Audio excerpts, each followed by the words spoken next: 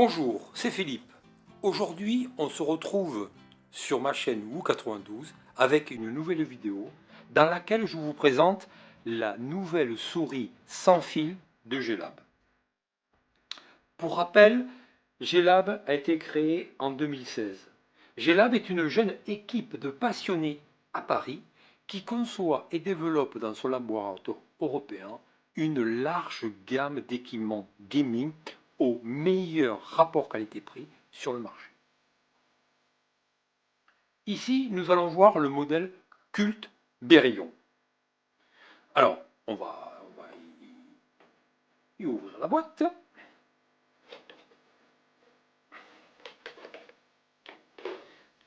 Alors, avant d'aller plus loin, je rappelle cette boîte. Je rappelle le travail qui est fait autour de celle-ci, les couleurs, les photos avant, arrière et tous les renseignements, tout y est.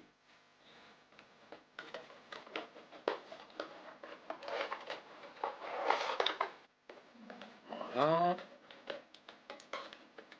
On va la mettre ici.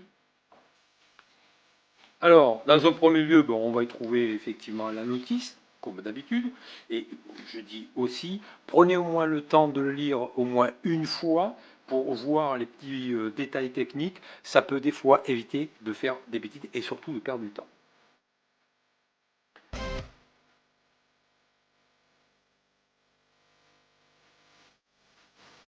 On va y trouver le câble de chargement avec un petit élastique ici de serrage qui est directement fixé sur le câble. C'est pas bête. Et le câble, il est souple et agréable au toucher et d'une bonne longueur. On va y trouver aussi une petite pochette avec des tampons de rechange qui vont se mettre sous la souris. C'est pas bête, il fallait y penser. Enfin, la souris. Alors, je suis toujours impressionné, voire même captivé par les souris avec une surface alvéolée. Ça donne une autre dimension à celle-ci. En revanche, Gelab, est-il possible de changer cette protection de la souris qui est en plastique blanc, ne serait-ce que par du carton, voire du carton de couleur? Ça ferait moins jouet et moins cadeau de Noël. Avant d'aller voir la souris, petite comparaison avec d'autres souris de Gelab, c'est la plus légère et les chiffres attestent d'une haute performance. Allez, cachons ça, pas beau.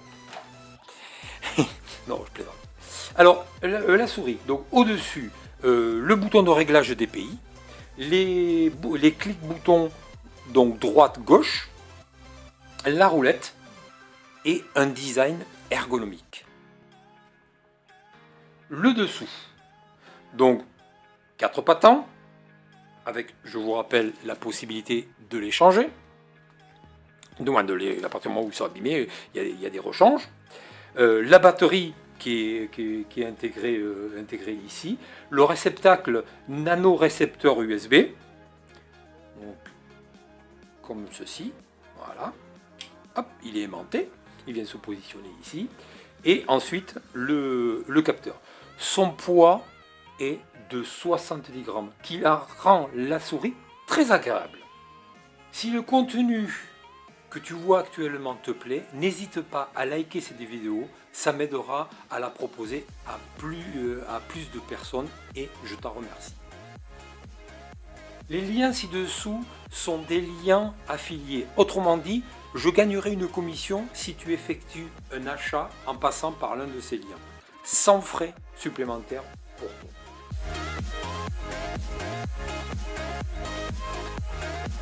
On va rentrer un petit peu dans le détail. Donc, on a effectivement les différents boutons qui sont le clic droit, le clic gauche. Ici, les boutons donc suivant et précédent. Le bouton décidément, le bouton Pauline Race ici, donc c'est pour en fait la connexion avec l'ordinateur. La LED, interrupteur de LED ici, et qui va nous servir en fait d'économiseur de batterie. la molette ergonomique, le changement de DPI et emplacement du nano-récepteur USB.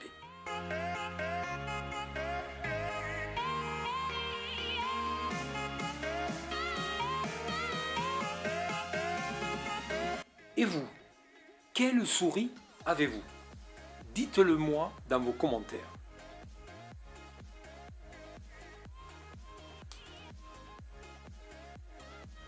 Alors, maintenant, nous allons brancher celle-ci. Alors, vous pouvez utiliser la Beryllion aussi bien en mode sans fil, comme ceci, soit en mode directement filaire, en branchant le câble ici.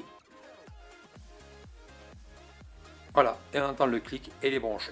La souris est très agréable en main et a une très bonne glisse.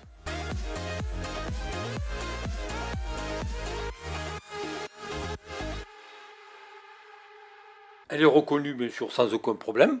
Directement quand elle est branchée, elle est reconnue, soit en filaire comme je viens de le faire, soit directement avec le petit connecteur. Alors, on va essayer de voir, je vais baisser la lumière.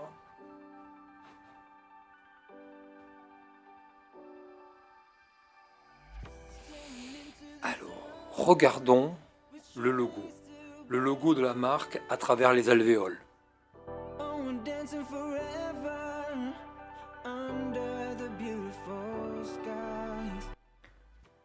Le fin trait RGB à l'arrière, il est discret, mais relativement bien visuel et très agréable.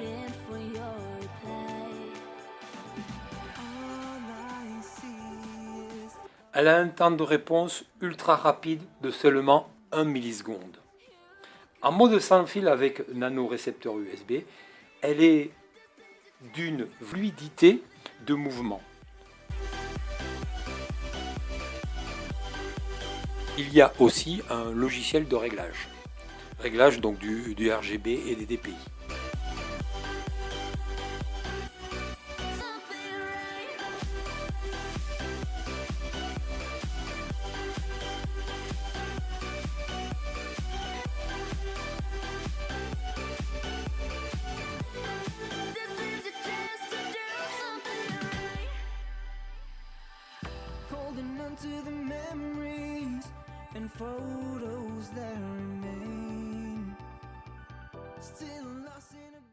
Alors maintenant, cette vidéo touche à sa fin. Je vous remercie de l'avoir suivi.